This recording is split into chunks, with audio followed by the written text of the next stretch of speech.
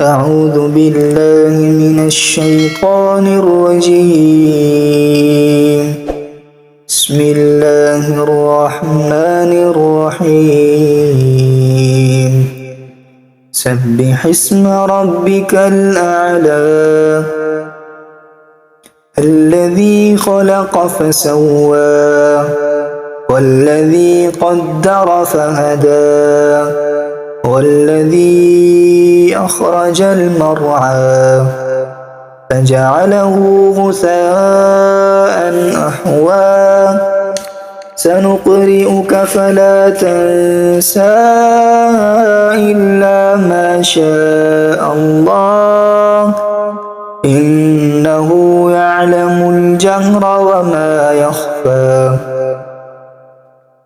ونيسرك لليسرى فذكر إن نفعت الذكرى سيذكر من يخشى ويتجنبها